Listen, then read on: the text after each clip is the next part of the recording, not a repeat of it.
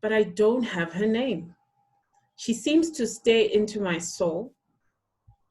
She won't see much. It's really dark.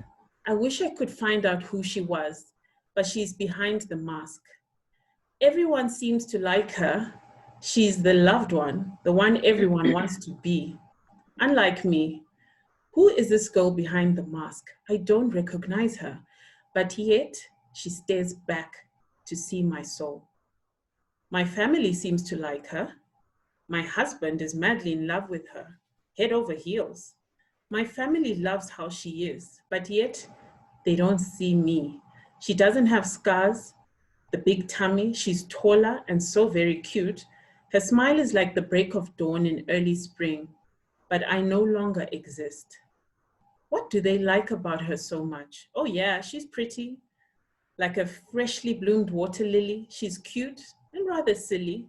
She's thin. That makes all the boys grin. I don't exist. Why does she stare back at me? Why does she seem to mock me so? Doesn't anyone seem to know? I guess not. The girl in the mirror seems to have my face. No wonder. I'm a disgrace. They like her, but not me. She's the girl everyone wants to see, but all they get is me. I feel like I don't know my own reflection anymore. When I look at all I see is a stranger. That's a poem by Alex Adams, and I just thought it would get us started. And I'll talk today on how to love yourself to the core. I'm joined today by a very special guest, Cece Ojany, who is a wellness and executive coach. She works with leaders all over the world. She helps solve your personal and professional problems. She does one-on-one coaching, group coaching, workshops, trainings. And today we are privileged to have her on the AfroFemme platform. Cece has worked with organizations such as the Luminate Group, Pernod Ricard, Google, ICRAF, Mr. Green Africa, Amani Institute, Somora Kibera, Nairobi Garage, the list goes on. And today she's here with us on AfroFemme. You are so welcome, Cece. Coach Cece is here with us. Thank you so much. Thank you so much, Steve. Thank you for inviting me. It's nice to be invited. You are so welcome, and we're so happy to have you as one of the AfroFemme wellness experts. It's such a privilege to have a rich team already forming up with people such as you with such experience. 2020 has been difficult. That's not a secret. We've had the pandemic. Alongside it, we've had losses. People have been bereaved. We've had loss of jobs. There's been mental health issues, anxiety, depression. And to add on to that, we've had political issues, we've had racial issues, economic job losses. It has been a lot. How do you think people are dealing with 2020 generally? Well, gosh, that's a big question, Steve, and it's a good one. In my work, my job is to listen to people's stories. And there are two answers to that question. The obvious answer is people are really struggling. And there are different types of struggles. At the start of the pandemic and physical distancing, we saw quotes like, well, we're actually not in the same boat. We're in the same ocean, COVID-19 2020, but we're not all in the same boat. So there are those people who have obvious problems. I've lost my job, my business can't operate anymore. You know, if you were an event planner, for example, people felt really stuck. So there's that answer. Obviously, some people are having it really rough. And then there's another category of people who still have their jobs, they're still getting paid, they're even busier than before. Most of my clients fall into this category, but they are still grieving like everybody else.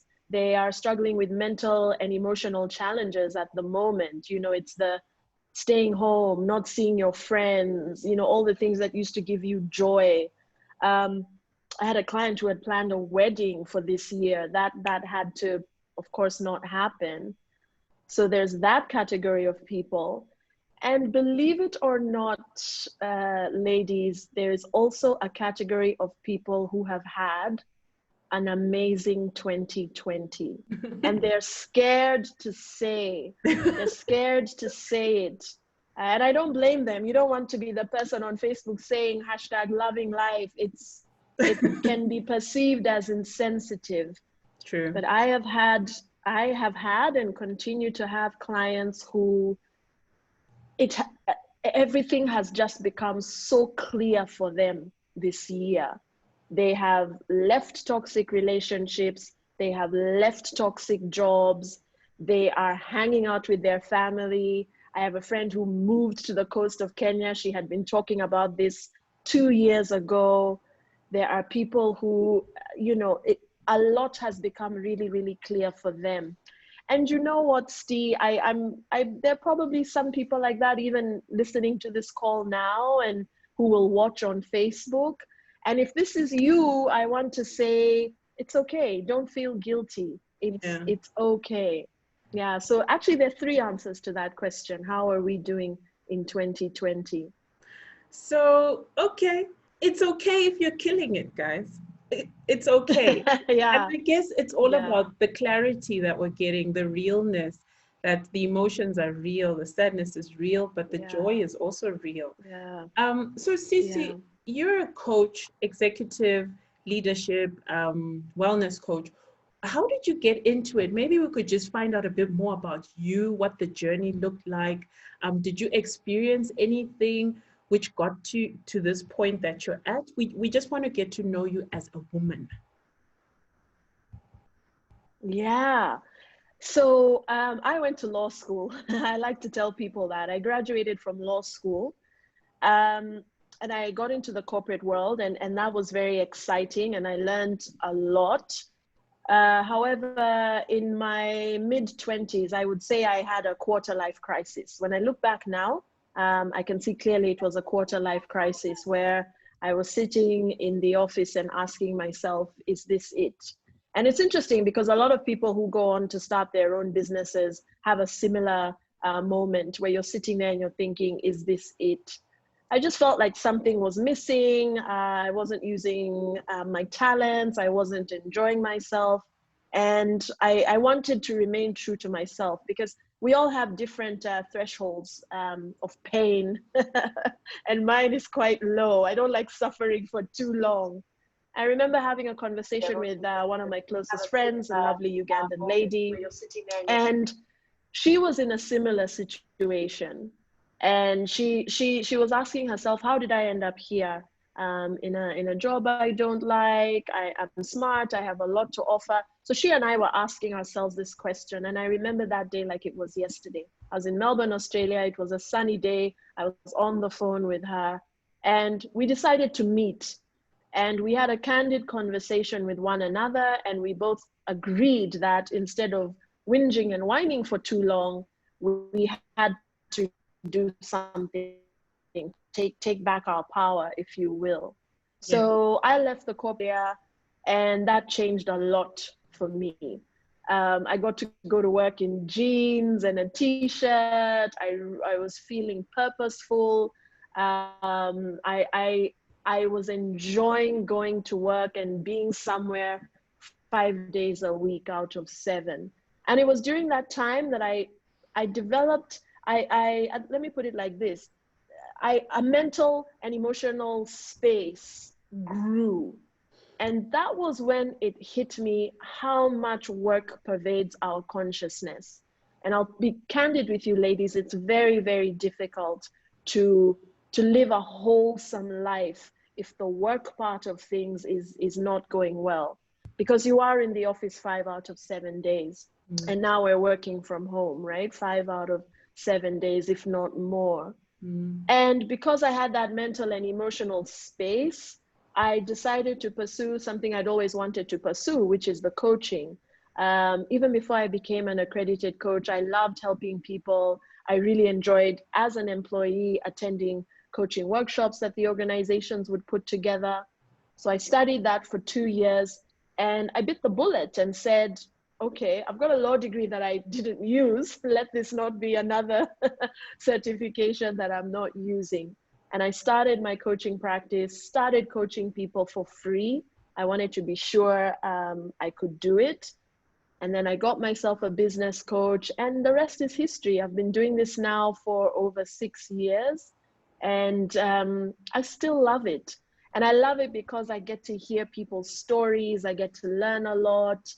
It's a very rewarding job. And in that story, I've shared some very radical acts of self-love. You know, it's the acknowledging when I'm not okay, phoning a friend, being vulnerable with her, you know, changing careers. I mean, I knew nothing about the organic food industry. I gave it a shot. I bet on myself.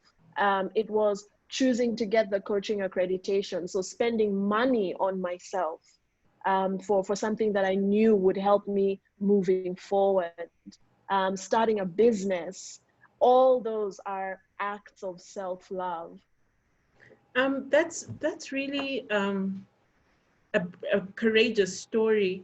I wanted to ask, you say it's radical acts of self-love, but is it always easy? Because when people hear self-love, self-care, it's like, oh, it's all the nice things for myself. Is it an easy thing, or can it get messy? Can it get expensive? Is it a sacrifice? Yeah. Like, what did you go through to get to where you are?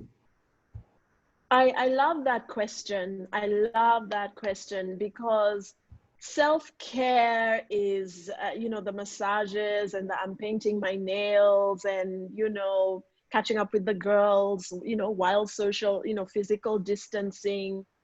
Self-love is the harder part. And you can actually engage in self-care and not be self-loving. Yeah, so just because I go for manicures doesn't automatically make me self-loving. Now, the self-loving part is the hard part. It's the hard part because unfortunately we live in a world that is doing everything in its power to stop you from being self-loving. You know, you say to someone you're not happy in a certain situation and they tell you, no, no, no, no, no, come on, stick it through, hang in there. Where are the friends who say, I can see you're really struggling. Let's sit down and figure out how to get you out of that situation.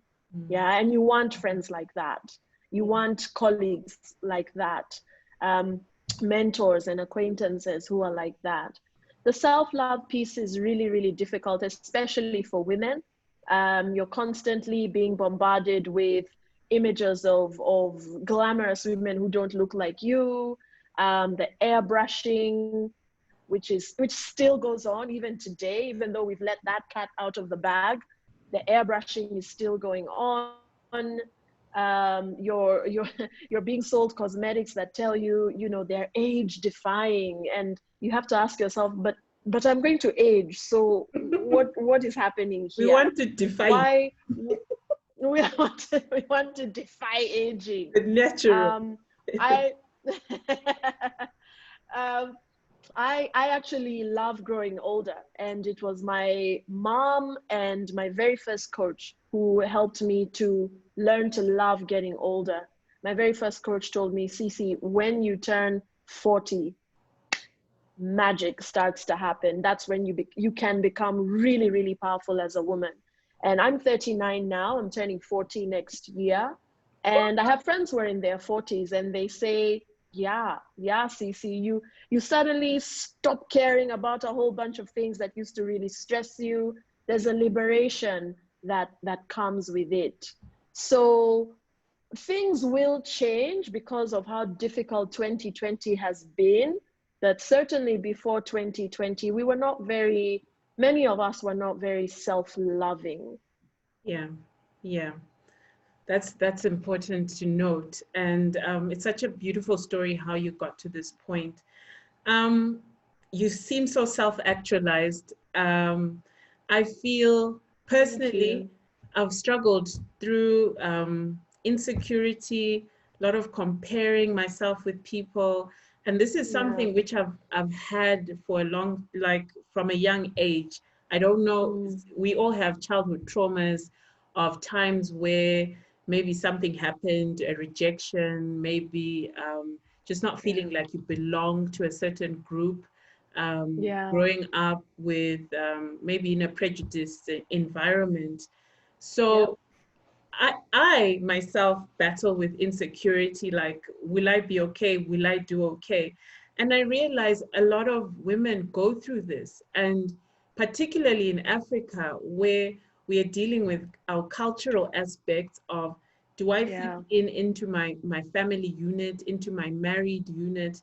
And then now coming into professional world where I'm now in the boardroom, or I'm a manager, or I'm a businesswoman, do I fit into there? So we have women with a lot of insecurity wherever they are, all the arenas. You get women who are moms now, and they're like, am I good enough as a mom? Am I the best Yeah. wife? Am I a good girlfriend? Is that why I was down? Yeah. Because I'm not good enough? Why are women constantly on getting the short end of the stick? Why are we feeling like we are just not good enough? What is it about us? Yeah. Well, it's not necessarily anything about us. It's, I mean, this is the answer to this question is so long, and it goes all the way back into history. When you start reading up about when the tide turned, and women started being treated quite negatively. And we won't get into that here, but read the history books, ladies, and it's world history, not just African history. Um, even the word mother or grandmother, which these are terms of we should revere these statuses that a woman goes through if in fact, say for example, you choose to be a mother. But there's so much shame that's loaded on there, you know, the whole getting older thing, whereas we love, you know, a handsome older man. It's a complicated question. The more interesting thing to share about is, what are we going to do about it? What are we going to do about it? And it starts with the radical act of being honest with oneself. The radical act of being honest with oneself and saying, that's not for me. That cultural thing we do is not for me. That thing that my family does is not for me.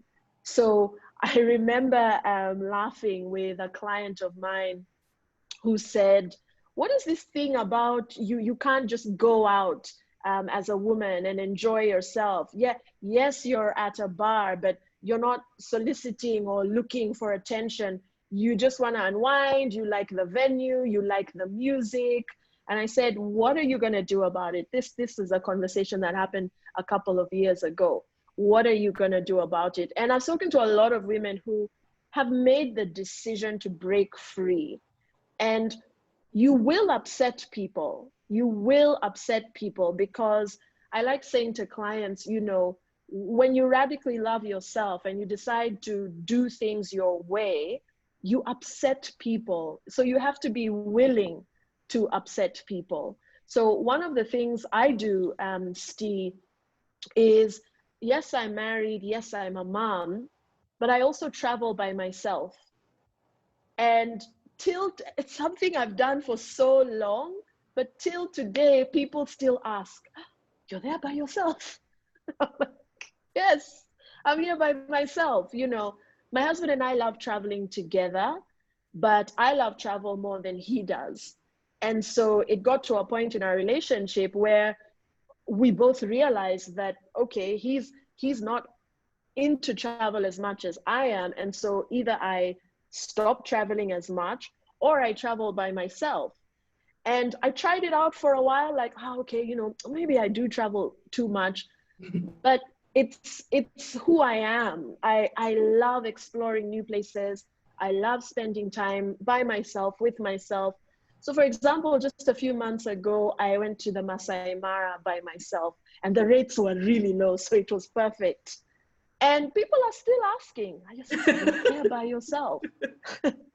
Is everything okay? Yes, everything is okay. I've just made a radical, honest decision.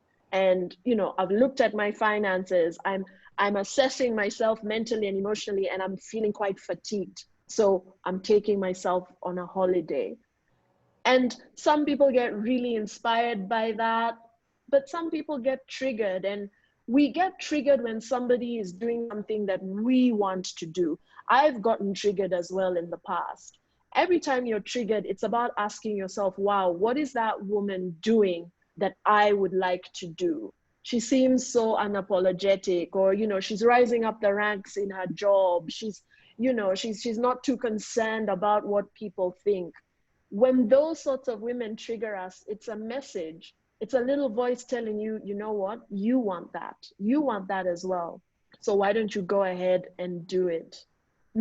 We say in coaching that emotions are messengers, and it's very important to listen to your emotions. This is a lot. It's a lot, Steve. When you say the thing about going on holiday by yourself, I got shivers down my spine. I'm like, by myself, like how? Myself.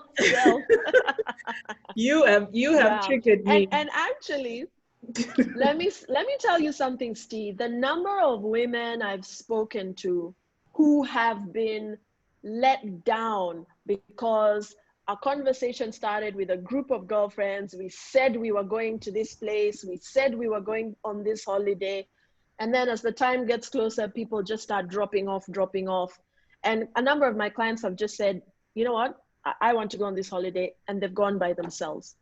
Wow. Yeah. So it's very challenging, and it's challenging because of the narrative in society. I say to my female clients, there's a lot we can borrow from men. Men are quite unapologetic. It's, hey, I'm going to watch the game. It's not, do you mind if I go watch the game? No. It's, hey, I'm going to watch the game. No. We can become like that as well. Hey, I'm going to hang out with my friends. You're good, yeah? Well, I'm going to hang out with my friends. Some of these things. I'm becoming uncomfortable. Yes, you get triggered, don't you? You get triggered, right? I'm getting triggered. You get triggered. The self-love piece is so triggering. It's so triggering, and there's a lot of heartbreak around it as well, because again, you know, my job is to listen to stories, and I know so many women whose moms just sacrificed so much. So that also gets embedded in your brain. Everybody first, me last. Everybody first, me last. And I've spoken to a lot of women who, as they were engaging in the coaching program, they started to understand why their moms and their aunties were maybe so irritable and so angry. There was a simmering rage there. And a lot of us have that simmering underlying rage, and it's there for many reasons. But one of those reasons is because we don't give ourselves permission.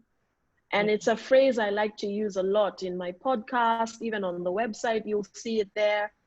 Give yourself permission.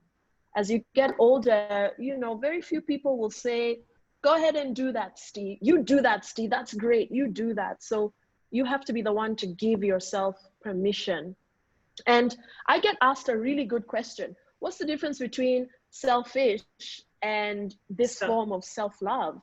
And it's a very, very good question. The analogy I like to use is, you know how before COVID, when we were traveling, we were flying on planes, you were always told, if you have young children with you and anything happens, you have to put your own mask on first. That's the analogy I like to use. Self-love is me first. Selfish is me only.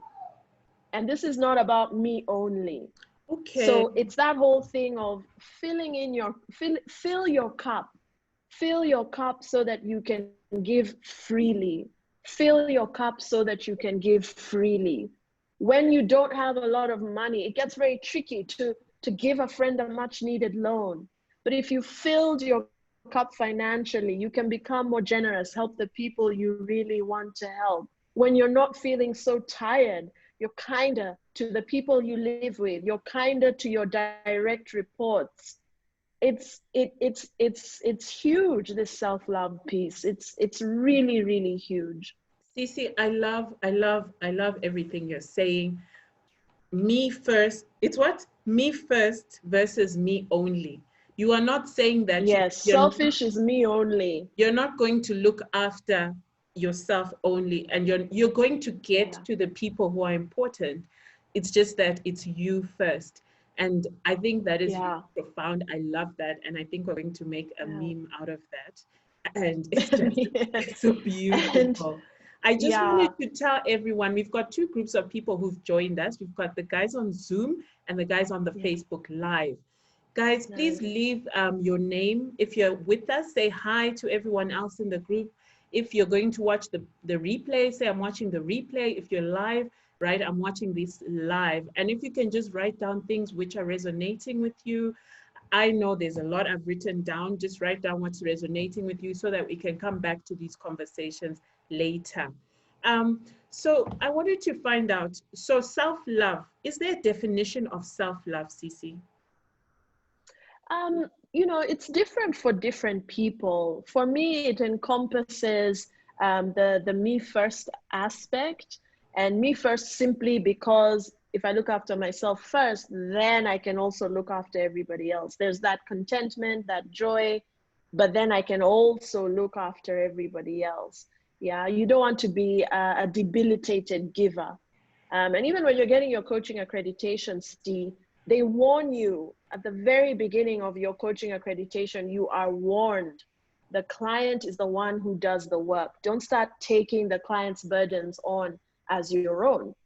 That's that me first thing. Mm, Yeah. mm, So for me, it encompasses a lot of things. It's me first. It's radical honesty. So being honest with yourself and saying, I'm okay with this and I'm not okay with this. I need to draw some boundaries here. I'm not happy anymore. This needs to change. And also, yes, I'm happy. This is working for me. Let me do more of that. So mm. there's the radical honesty. There's fun. Fun has become a lost art. Having fun yourself, having fun with your friends. I remember when I was in my 20s and I wasn't being very self-loving. I was at a business networking event, and the guest speaker was a CEO, an Australian guy, and he and I got a chance to talk. And he was talking, and he said something. He said, "If you're not having fun, it's not worth doing." And because of the state I was in, the place I was in, that made no sense to me. That was about 20 years ago. Sorry, not 20, 10 years ago. I was like, have fun. What is this guy talking about? Have fun. But now I realize, oh my gosh, yes, you do need to have fun. And it's important for people to make the link between being self-loving, looking after yourself, and the actions you take coming from that place. Very difficult to be influential in your organization and in your industry if you're an unhappy, bitter, unpleasant person to be around. And you want to be influential if you want to grow your business, if you want to grow your career. Very difficult to be generous financially to others if your finances are not okay. You become that person who, with the little you have, you're giving, and then you get stuck. I've had a few friends in this situation, and we've had to have that conversation of, you've got to look after yourself first so that you feel free to give to others willingly, generously.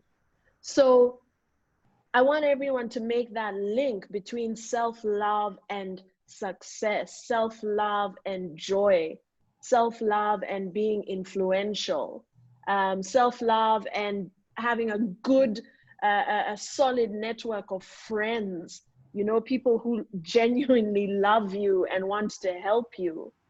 It all comes back to self-love, Thank you so much for giving that. yourself permission. And you know, it resonates with me. You're talking about influence and success. You know, there's so many groups on Facebook and generally that have come up with all these wellness experts and bosses, and everyone is now, I don't know what it is, but it's like this drive to be perfect, to be a go-getter. Your business is taking off, but I feel like they're missing the point of starting from you. It's always focused on the external success, the external appearance.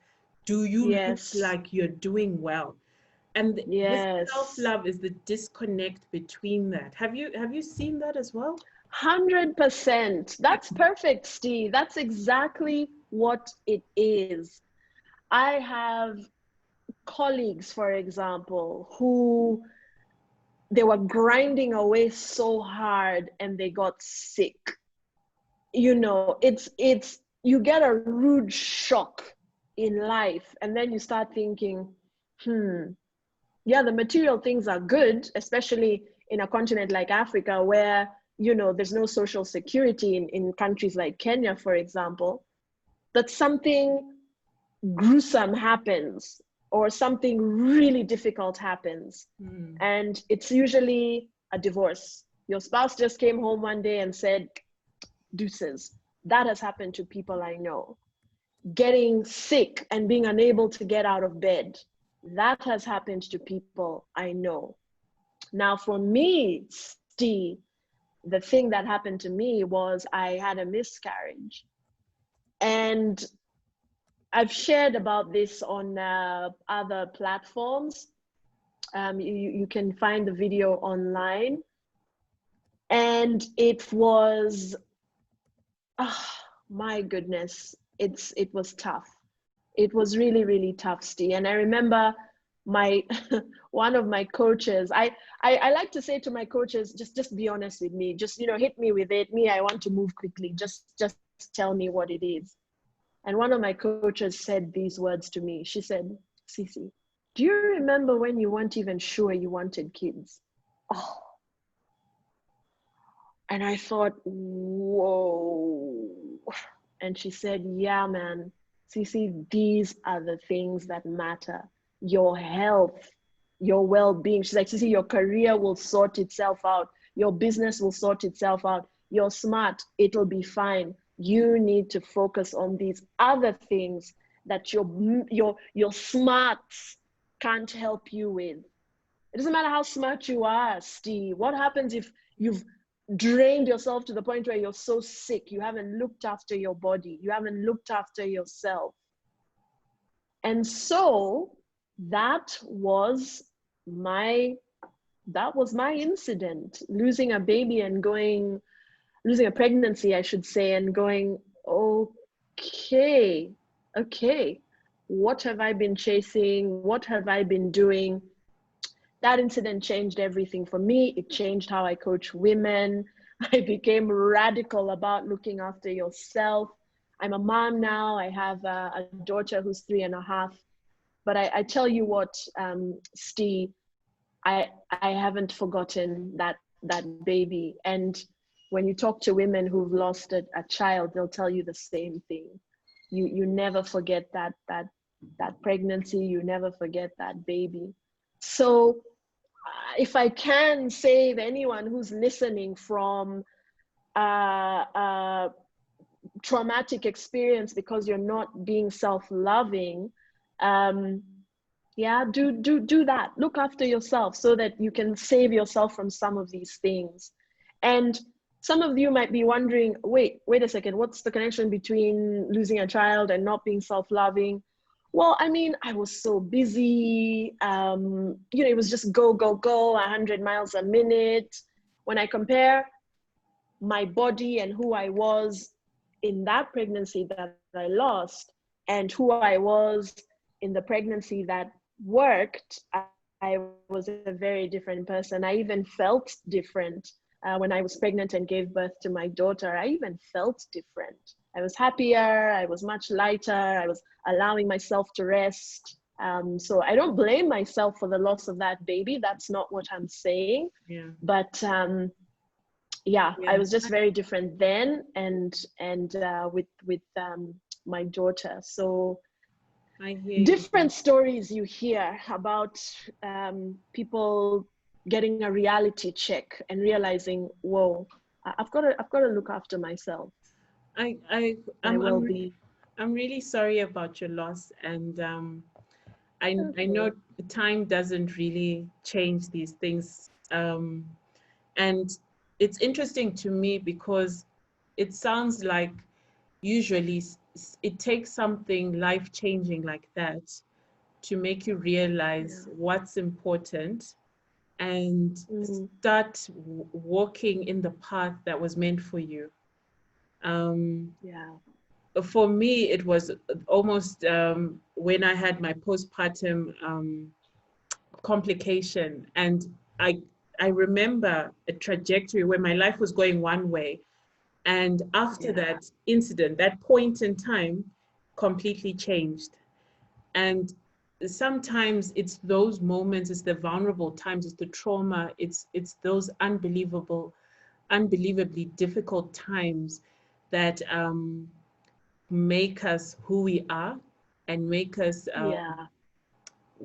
realize what we're here for, realize our purpose. And it doesn't take away the pain. It doesn't take away that it's not easy. It's incredibly difficult, but it does have a purpose when you realize it. Yes. And for you, one of the things was self-love. Yeah, more self-love, encourage, it changed, as I said, it changed how I coach women, but it also changed how I coach men as well. One of the tools that I share that clients really resonate with is yin-yang energy, the masculine and the feminine. So, that symbol, it's a circle with two fish inside. One side is black, the other side is white, yin and yang. And then it has that is the dots. That's the graphic representation of yin and yang energy, the masculine and the feminine. And when we say yin and yang, we don't mean man, woman, boy, girl. These are gender neutral terms. So an example of feminine energy is collaboration. Masculine energy is competition. An example of feminine energy is nurturing, nourishing yourself. Feminine energy is all about the group. Masculine energy is about being a lone ranger. Now, there's nothing wrong with masculine energy. It serves a very important purpose. There are times when you do need to be a lone ranger. There are times when you do need to compete. Like if you're playing tennis, for example, Serena Williams, she competes. That's masculine energy, and she succeeds. But what happened, Steve, especially before COVID, was we were leaning too much towards the masculine energy. We were valuing things like independence. We were valuing things like grinding away, working away, doing what you need to do. And we were out of balance, basically. So I teach this to even men, because even men do well when they remember to use yin energy, to focus on collaboration, asking for help, nurturing. Creativity is very much a feminine energy. Being instead of doing is a feminine energy. Resting rather than being out there running around is a feminine energy. So the yin-yang symbol reminds us that we need both. And that's a really big part of self-love and self-care. Wow. And yeah, I really resonate with that feminine energy, masculine energy. And I feel like the times that we are in right now is calling for the feminine energy because of the way things have been so difficult, and the way everyone is struggling. It's time for the feminine energy to step up And Yeah. we as women, we own that energy. We are we know how to care. We know how to nurture. And this world is Yeah. really struggling right now. So I'd like to Yeah. say it's the caring alliances need to stand up right now, and proudly so, without thinking it's a Yes. weakness. This is a strength to be nurturing.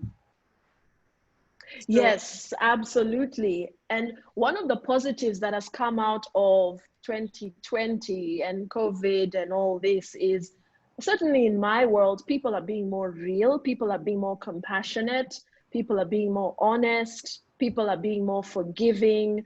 You know, before 2020, if you told somebody, I'll hand that report on Tuesday, and you handed it in on Wednesday, you know, things could go really south for you. But these days, people are late to hand in things, and they explain that I've got so much going on, my kids are at home, and you understand, you know, you understand. I remember I was doing a workshop for an organization online, and as we were preparing for the workshop, I had an early morning call with the HR lady, and she made me laugh. She said, Cece, put your video off. I'm in my pajamas. And I just loved that, because before 2020, that kind of thing would never have happened. It you're would not be, allowed to we're say all being that. formal, we're all putting, yeah. So now people are just being real, Yeah, and the work is still getting done. You see, that's the thing as well, Steve. yeah. The work can still get done as we're having fun. The work can still get done as we're being nurturing. The work can still get done when we collaborate. So sometimes people get confused. They think, but how will I get anything done if I rest? No, you need to rest, because this thing is a marathon. This thing called life, especially life now, it's a marathon. So you want to be that wise person who's resting, and then resting, rejuvenating, and ready to go the next day. So you're right. We do need to practice feminine energy within ourselves and in our communities, our groups, our countries. It's time now. So are you officially saying that we should be doing Zooms in our pajamas? This is what I'm saying. This is what I'm This is saying. Be guys, honest. you Have heard a laugh. Coach Sisti. We have to be real. We need to love ourselves, okay? I really love We what you need, say. I'm just going to yeah. go to the comments on Facebook, Please because we're do. going to the end of this right now, and it's the hour has gone so fast. I don't even understand. Yeah. I feel like we haven't even talked about anything. And the Yeah. beauty of this is the conversation will continue.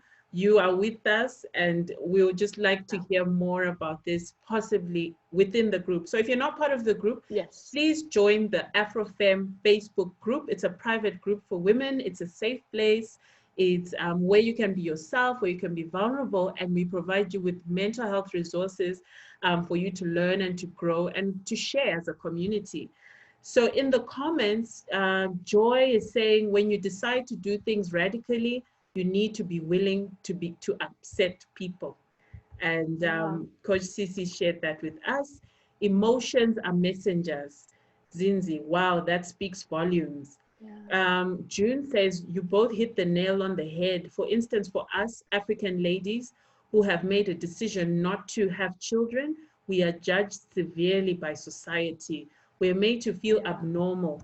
Actually, I used to question myself sometimes, and I would have to convince people that I am not mental. Yeah. Yeah. She's made a choice, and it's a self-loving choice, because listen, I'm a mom, Steve. I'm having a lot of fun being a mom, but I don't want to lie to anybody. It's not easy. It No. is not easy, right? Especially the first 1 year, sleep interruptions, the change in your body. So I'm glad that she's given herself permission. Um, Togo says she's watching from Canada. Nice. Tafatso is here. We've got June is saying, Coach Cece, point of permission and selfishness can be a thin line. Point of permission and selfishness. Yes. Yes. So Give that yourself that permission. Mm. It's the difference between what we said earlier. Selfish is me only, and self-love is me first. The same way on an airplane, you're told look after yourself first, put your oxygen mask on first, and then you'll be able to help any young children that you're with. That's the perfect analogy to describe self-love and self-care. Me first, and I'll help others from a place of abundance, from a place of abundance. I have a friend of mine, a Thai lady, many years ago said to me, Cece, the more I look after my finances and my wealth, the more generous I become. And that has stayed with me. That has really stayed with me. She says, I need to look after my finances first, and then I can give freely to my temple, to my relatives. But if I'm not okay, financially, it's just very difficult to do that. What do you mean look after finances? Like, So saving? building her wealth, yeah, saving, investing, building her wealth. So it was a conversation about an investment, and that's money that you can give away to somebody who asked, a relative, what have you. But she was choosing to invest in that thing, and she said, this is going to be good for me and everybody around me. Yeah. But those were her words. The more I look after my finances and build my wealth, the more generous I become. She had recognized that about herself. That's an example of me first. Yeah. It's not me only, because she was giving money away to her temple, to her relatives, etc., etc. But she had looked after herself such that she could do that. Okay. So, right, we're coming to the end, and I want us to have like take home practical next steps that we can do. Yeah. How do we love ourselves to the core? Is there like, okay, how do I start? Let's say today I've decided. Yes. What do I do? Today I've decided. I've attended the webinar, and now I'm thinking, how do I do this? It starts with checking in with yourself, Steve. Checking in with yourself. I said earlier that I got a lot out of the corporate world. I learned so much. I have no regrets about that. But if I'm very honest with myself, Steve, I went running there because it was the glamorous and impressive thing to do.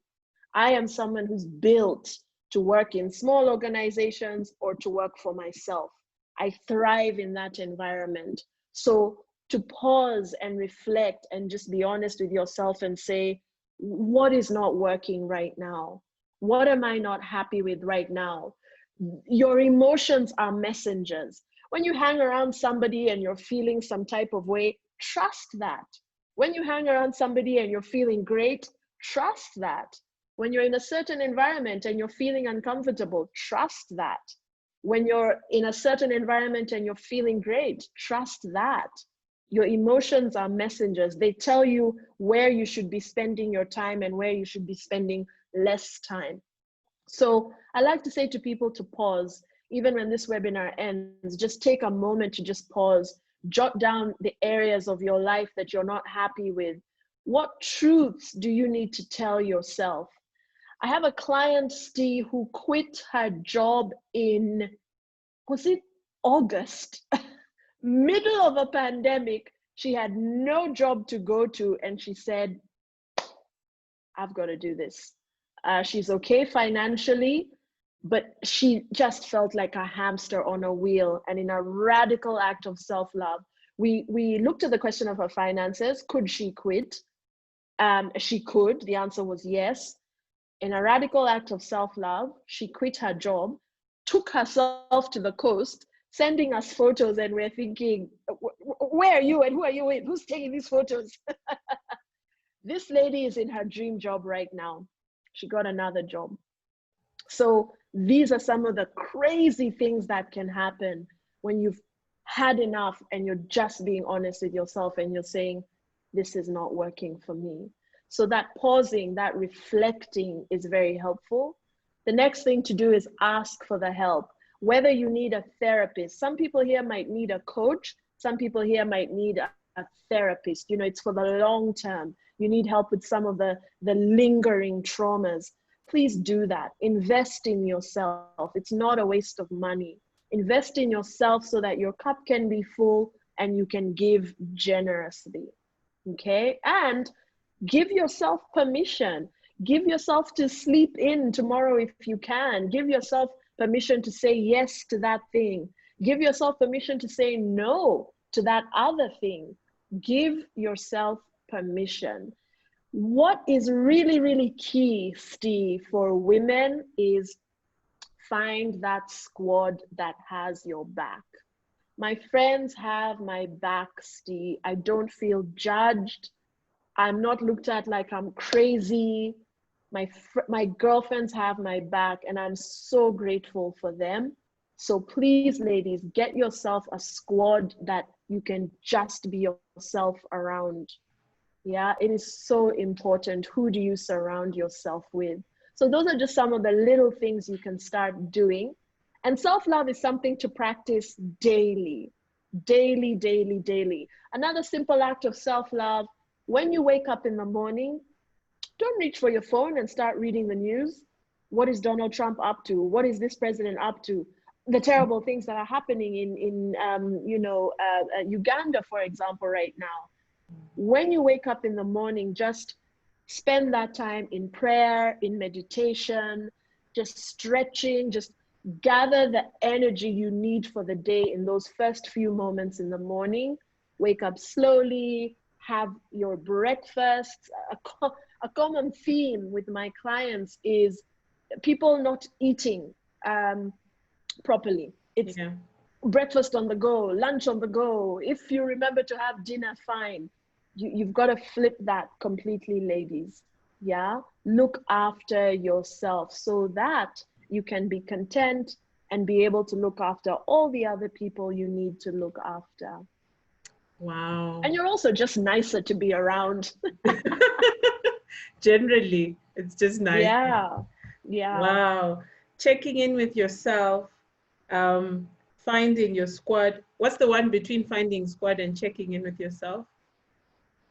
So you can pause, don't check your phone in the morning, Pause, be honest with yourself. What is not working? So if we circle back to the very first story I shared, Steve, it was, I'm sitting in an office going, I'm not happy. And I walked out. I don't even know what drove me to do that. I just walked out, went downstairs. I remember it like it was yesterday. And I called my girlfriend, and it was like she was waiting for that call because she was in the exact same situation. So just that honesty. Yeah. This is not working. I've got to change something here. Wow. Yeah. You've just really inspired me, and I'm sure you've inspired a lot of people who've been listening. I hope so. Just the last question, you say that self-care and self-love are not the same thing. So if I want to do a manicure and a pedicure, is that self-love, or it's just steps to feel better and rested? That's self-care. That's self-care. Now, self-care will come as a natural result of being self-loving. But remember what I said earlier, just because you engage in self-care, it doesn't mean you're self-loving. So all of us going for our manicures and our massages, it doesn't necessarily mean we're all being self-loving. You want to focus on the self-love. What do I say about myself? What am I tolerating? That's a big word that has come up this year. What am I tolerating? Even from family. Woo! That's a whole other webinar. We need to start another story now. Yeah. 1 hours of that. Yeah. Yeah. And your emotions will guide you, Steve. Your emotions will guide you. Your emotions will tell you, get out of this situation right now. Your emotions will tell you, leave this room right now. Your emotions guide you. Cece, how can people get in touch with you? Yes, so my email address is the best way to get in touch with me. It's CECE at themainprotagonist.com. I wish I could post it in the chats, but that's I will, okay. CECE. I will post it. It's fine. I'll post Thank it to you. everyone. Yeah. So themainprotagonist.com, or you can go to www.themainprotagonist.com and click on the contact button at the top. I offer strategy sessions at no charge for anyone who is thinking about getting coaching. The strategy session goes for 20 to 30 minutes. And it's a way of us getting to know one another to see if A, you like me and we resonate, and B, if I can actually help you solve your problem. So the strategy sessions are like a conversation. We troubleshoot on a few things that's at no charge. And I want to extend that to everybody here.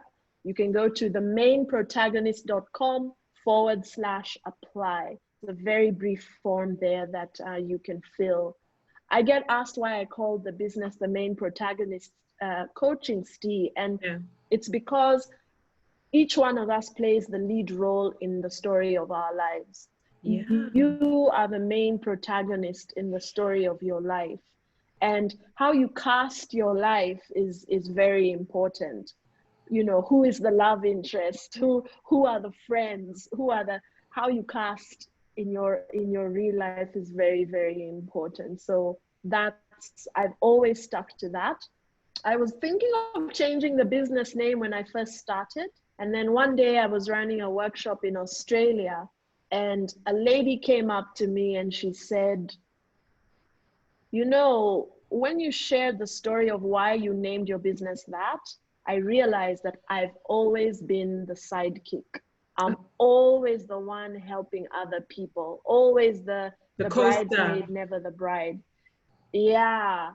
And that story has remained with me, and that's why I kept the business name. She got an insight in that moment, and now she's doing her own thing in Mexico. So wow. It's interesting how these things turn out. That is such a wonderful, inspiring story. I love the name of your business, your company, and guys, we've got free strategy session, free, okay? Yes, so everybody can do this. And even if it doesn't turn into anything, just get some coaching from Coach Cece. Yeah. I think that is such a selfless, gracious thing to offer to everyone. Thank you so much. I'm going to close our session now with another poem, but this one hopefully is more empowering. This is from our favorite Morgan Harper Nichols. And it goes, and perhaps what made her beautiful was not her appearance or what she achieved, but in her love, in her courage, and her audacity to believe no matter the darkness around her, light ran wild within her. And that was the way she came alive. And it showed up in everything. Thank you so much for being